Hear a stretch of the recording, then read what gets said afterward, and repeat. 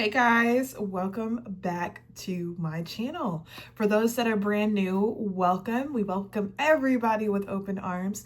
For those that are returning, hey, I'm Kristen and you've reached my little corner of the world. So if you guys are still getting a hang of what this channel is all about, I am here just to provide you with resources, with some tools, with some extra motivation to help uplift your confidence, help you get to the next level of yourself, and just learn to appreciate life from a different point of view too.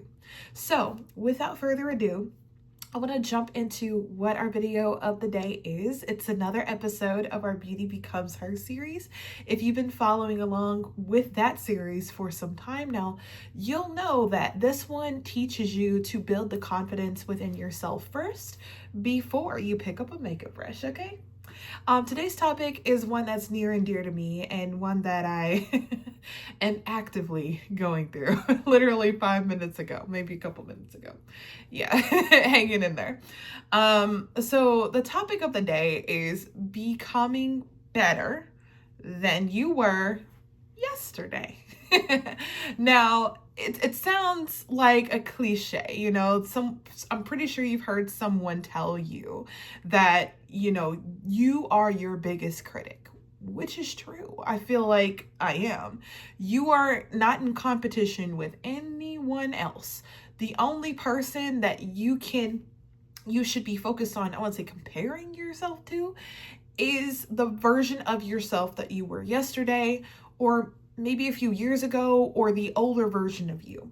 And in my case, definitely it was the version of myself yesterday, but it's also the version of me maybe from my 20s, from my teens, because I'm in my 30s now. So that version of me is the one that is, I would say I'm comparing myself to, but the one that I'm hoping to elevate from. Here's a quick story time, okay? So as you guys, if you've heard me mention this, I am actively applying to graduate school. I would like to go back. It's been about 10 years since I received my bachelor's from a smaller school in Iowa. I have been actively in my field of work that I graduated with my degree for the past 10 years. That is, if you've been with this channel, you know it's marketing, business development. So I just want to kind of stay of course, because my eventual goal, I would love to become a vice president or a CMO or something in the C-suite level eventually. That's my intentional goal.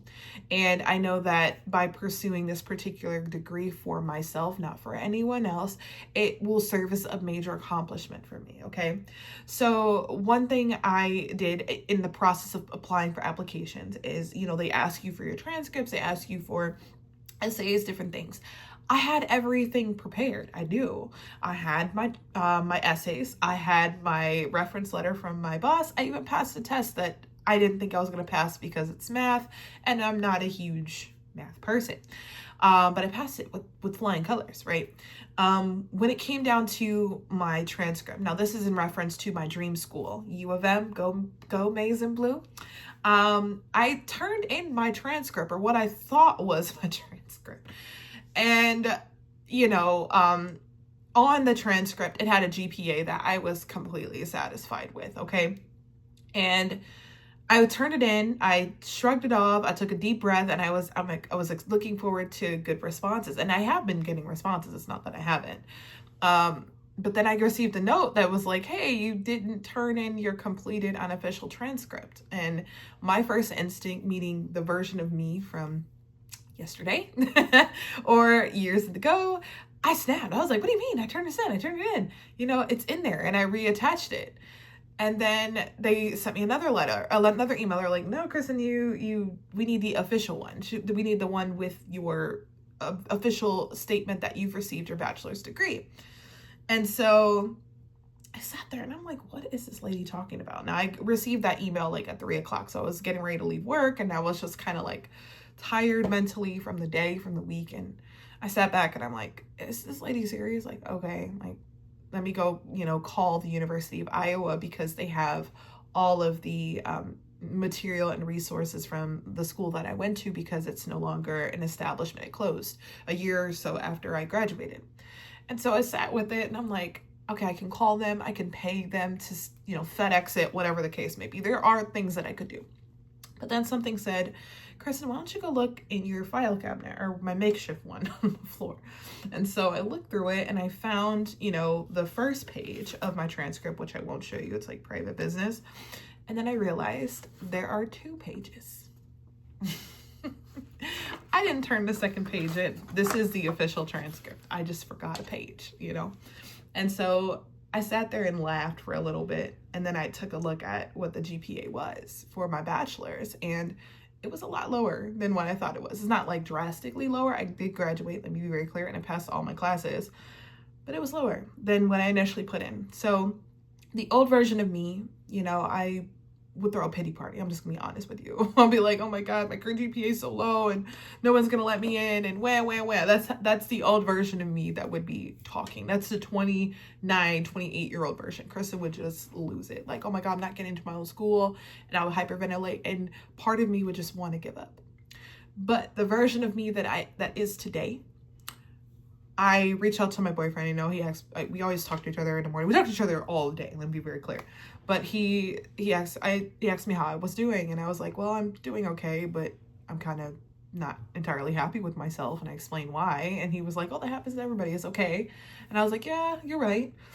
He said, so what class was it, that kind of shook you up? And I said, social psychology. I don't have any intentions of being a psychologist, but this was a class I had to take at AIB to get my degree.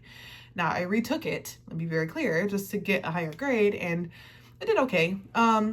But then again, I told him, he's like, it's been 10 years. He's like, why are you beating yourself up over something you did when you were, before you even had your son? And so, I thought about what he said, and I'm like, he's not wrong. And then for added reassurance, I had to be honest. I called my mom. I was like, Mom, I made a mistake. And I told her exactly like what it was. And she was like, it was 10 years ago. Like, just tell him you made a mistake and send what you sent. And I said, okay.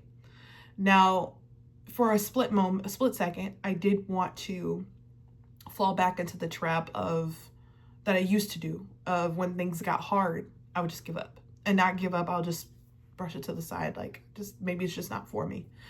But then I realized that this may be God's way of saying, hey, let's remove that habit of just giving up when things get tough. This is part of growth, Kristen, And I told myself, I'm like, I'm going to take it to work, scan it like I did before, and turn it back in, and just let him know.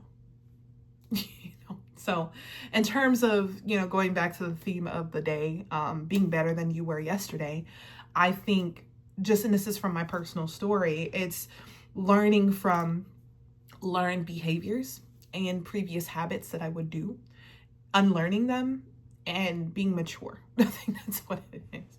And learning to be reassured that I chose this path, and I'm going to continue on, and I'm going to fight through it. And my mom made a good point. She said, you don't want to put all your eggs in one basket. I tell all my friends that when they're applying to jobs. I even told myself that. It's the same for schools. So although it is my dream school, there are other options out there available for me. So just go for it. I have to remind myself that. And one of the things I did do that was different than what I did, years ago, is in the process of pursuing this degree, I gave myself 25 reasons why I should do it. And I have it printed in my cubicle, so I turn to look at it every chance that I get. I have it right in front of me to my left here on my cork board. And it's just a reminder that you've made this decision. It's okay. This is something you wanted to do. And although this is a minor bump on the road, can you imagine how you would feel when that degree is in your hand? And so I say all that to say, when you are thinking about the next version of yourself, you do have to do some self-reflection. You do have to do deep diving. You do have to take a second to really assess who you were yesterday, years ago, whatever the case may be, maybe an hour ago, and decide, is that going to get you to the version of yourself that you desire to be? Is that version of you someone that the higher version of you would look up to? And if the answer is no, then you have to make that adjustment. here are a few ways that I would recommend that you do that. And this is, outside of this example, but this can be related to anything else and things that are influencing your life. So one of the things that I would recommend to help you elevate past the person that you used to be is take a look at your surroundings. Take a look at what you're consuming as far as media and content. Take a look at what you're allowing in your space to infiltrate, or that's a big word, to, I guess you could say, motivate you to do certain actions. Okay, so here's another example. The 20-year-old version of me, although I had my son, or prior to that, let's say 21-year-old version of Kristen, her mentality was on, oh, I'm in college right now, I can go party, I can go drink, and then I can turn around and jump on the basketball court and do whatever my coach just told me to do, and do it sluggishly because who cares? My mindset wasn't on what it is right now. The version of me back then, she just wanted to be friends with everybody. She wanted to be liked. She wanted to be loved. She wanted everyone to just think that she was so cool. And looking back at her, she would make decisions that put her at risk, if I had to be honest. Like, there were a lot of risky decisions I made, and they weren't good risks. They were ones that were like reckless, The version of me back then, she surrounded herself with a lot of good people. Let me be very clear, in her college days, but she also surrounded herself with people that didn't really have her best interest in mind. And it sucks that it took 9 years to figure that out. But that version of me, looking back, I'm proud that she grew up, but it's not someone I want to stay, the bubble I want to stay in. I'd also say, even now, there are certain influences that don't really align with where I want to go. So I just told you guys I'm trying to go for my graduate degree, but that's not the only, professional pursuit that I have. I want to be able to attend really big conferences. Like, I'm working with my boss on a couple that I really want to go to, pitched them. I want to network a little bit more. I want to join communities that read books. Like, my best friend, I started a book club. I'm launching a program here in Sterling Heights for, just teaching marketing basics to professionals and business owners that just want to learn. And I want to be a really solid mother to my son. He's going on 8. He's going to be a preteen soon. So I want to make sure that he's on the right path. Not only that, taking it a step further on the personal side, I desire to be a wife. I want to be married one day. I want to continue to make my parents proud. Like, these are things that I desire. And I look back and I'm like, is the 21-year-old version of me ready for that? Was she ready for any of those things? No. Maybe even the version of myself yesterday, like the person that was hanging her head because she forgot one piece of paper. Is that version of me ready for the next level that I desire in my life? Because if not, I have changes to make. And over the last 2 years or so, I've really started to make some. They've been small, and I have to give myself a round of applause for that. And if you're making changes and they're small, you got to give yourself grace with that. Some of those things include removing people that just don't align, where our values are not there. Maybe they're still stuck at being teenagers and we're in our 30s, and maybe there are people that just, have left me behind, and I have to accept that. So I think becoming the highest version of myself as someone that has to accept people where they are, whether that be maybe have to leave them where I found them, or I have to elevate with them. So it just depends. Another thing that can help you elevate from the person that you were yesterday is changing your environments, not just the people you hang around. Maybe it's where you live, maybe it's the neighborhood. Now, I'm not saying that you have to just get up and move, because of course in this day and age it may not be that easy, but why not start from the inside? So what I noticed, because I've been in the apartment I've been in for almost 3 years now, and when I first moved into here, I had starter furniture. Everybody does, I had a bed it was okay. I decorated it the way I wanted. I had, mixed match furniture in here. My dining room, I just feel like it's somebody's grandma's table, old chairs that nobody sat in. And my couch was leather. It was not my style, but it was enough because it offered a seat for my son to sit in, a bed for me to lay in. There were little things I could be proud of. But this year alone, I made the decision to, I'm staying here. Like, my son likes his school. Like, I don't have any intentions of moving anytime soon, but I wanted my space to provide me with comfort and a sense of peace. And I noticed when I was coming home every day, I was feeling stressed and I couldn't figure out why. I thought it was, maybe the people I was, continuously talking to, or maybe it was work, or I was coming up with all these other excuses. I never really turned inward to my home to see what needed to change. And if you guys can see, I think I mentioned it before, one of the things that I needed to change was my bedroom. So I went and found a bed that is so comfy and it's hard to get out of in the morning. Like, this is the frame. It's hard to get out of it because I fall asleep really fast. I changed my dresser. So I took out my TV. That was something I did change. Give it to my son so he can have his video games in his room. But I wanted my space to be a space where I could read, I could journal, and not get distracted by whatever episode of Vampire Diaries I left off on. Now, don't forget me wrong. I have my TV in the living room, but it's not, a distraction when it's time to have that peace and quiet and do my nighttime routines and my morning routine. So it's not a distraction. In my living area, I completely redid it. I have a brand new couch that everyone loves and falls asleep on, apparently. I have, a new dining room set that looks so mature and so chic. It just fits me. It's cute. And my son actually likes sitting there doing his homework when he does. And on the couch, sometimes he has asked me if he could sleep there. But I told him no, he has his own room.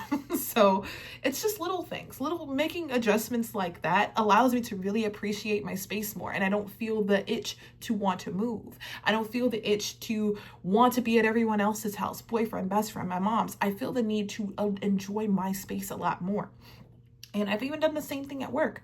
I love pink. Pink's my favorite color. So my keyboard is pink, and everything like in hand's reach kind of is, because it's a reminder, it's a comfort tool that this is something that I like. But again, it's helping me go from the woman that I was yesterday or years in the past to a grown woman, different changes. The last thing that I would recommend, when you're on this journey of going from the person that you were yesterday to the person that you want to be today, is maybe it's time to make some spring cleaning for the spring to the content and the media that you're consuming. And it sounds a little out there. And again, this is just my opinion. Take it or leave it. One of the things I did do, and I've been doing it, curated over the last few years. It took some time. So let me be very clear about that. I've made the adjustments of things that I consume, entertainment wise. So music, movies, TV shows, social media, maybe even just external things too. So I've made adjustments. Now, don't get me wrong. I still have my favorite things. Like, I'm a CW queen. Quote for my boyfriend. He thinks I should be the spokesperson. So I still love my old shows, but I stopped consuming like reality TV too much because I don't want to, it's not, how can I say, applicable to my daily life. It's not going to help me elevate, and it's not giving me some sense of comfort. If anything, it's like raising my levels of stress, watching other people go through stress. Why would I want to consume that? That's just, my preference. But if you like those things, keep watching it. Even on social media, like, I have to kind of take a step back when I need to, about when I see, ladies living the life that I dream and think about all the time. While it's good and it's motivational and inspirational, sometimes, and I can be honest, I get stuck in that comparison trap. So I have to unplug. I even went 5 months without social media, or without Facebook, Instagram, and TikTok and Snapchat. And my best friend and my boyfriend understood that, but I took a second, took away. So now the things that I curate, mainly recipes I like to eat, outfits that look cute, or like, clothing brands that I like to follow. And then I look at like aesthetically things. So like books, Bookstagram is kind of where I found myself lately. Travel videos, or things that have like plants and just like more calming elements versus, oh, this girl bought a new Mercedes Benz. While that is inspirational, it's not something I want to see every single day, because that's not kind of where I am in life right now. And I don't want to fall in that trap. So I think as you're making these adjustments and you're doing that self-reflection, continue to give yourself room to grow, whether it's in small ways, small steps, or large ones. And you guys already know about this jar. I recommend using this or creating something similar. Do your I did it jar, okay? Write down your small wins. Write down things that you've done, whether it's you woke up an hour early, whether it's you made coffee instead of drinking an energy drink, or you went to the gym for the first time in 5 years. Write that down, because that in itself is just, even if it's 1% better than where you were yesterday, that 1% compounds and it adds interest. And over time, you will notice that you become a very different version of yourself than you were yesterday. So I thank you guys for listening. I recommend sharing this with someone who needs to hear it. Maybe even liking, commenting. Please comment any small changes that you're starting to make to become a better version of yourself. And like I said, share this with someone who needs to hear it. Please comment, please subscribe. This helps me keep my channel going. So I thank you guys so much for listening.